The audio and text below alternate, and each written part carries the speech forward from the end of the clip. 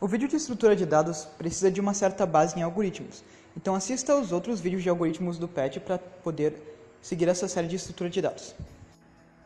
Nessa primeira aula de estrutura de dados, eu vou ensinar alguns conceitos básicos sobre o funcionamento de um computador. Isso é importante porque mais pra frente a gente vai estudar os tipos primitivos, que são dados como os números inteiros, reais ou caracteres.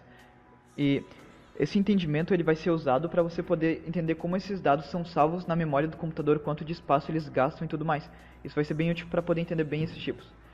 E também mais pra frente a gente vai estudar os ponteiros, que envolvem as questões de endereçamento, como a memória endereça um dado, uma informação, para poder buscar ela depois e trazer para você no seu computador.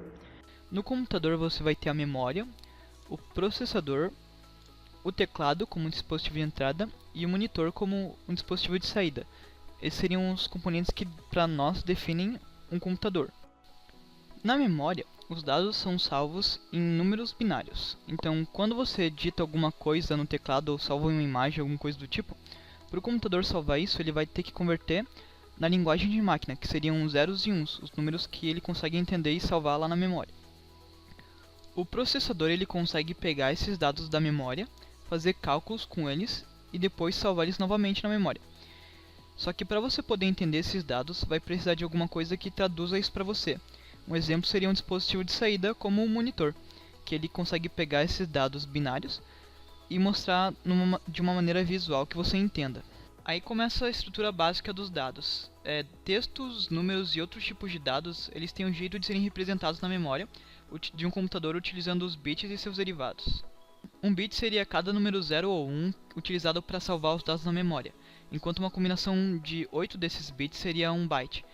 Tipo, um dado, se ele precisar combinar mais de 8 bits para ser salvo, ele vai ocupar 1 byte de espaço, por exemplo. E para você poder transformar esses números em informação que a gente entenda, vai precisar de uma conversão. Então você pode converter para um número decimal ou uma letra. Um exemplo disso seria a palavra estudar, que precisa de 7 bytes só para poder ser salva na memória. Então você gasta 8 bits para cada letra, então 56 bits no total, só para conseguir traduzir isso de uma linguagem humana para a linguagem do computador.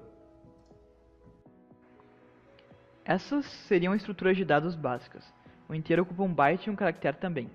Existem outras estruturas que podem ocupar mais ou menos espaço, tendo diferentes características, e nós vamos vê-las nos próximos vídeos de estrutura de dados, começando com tipos primitivos, que vai ser o tema já para o próximo vídeo.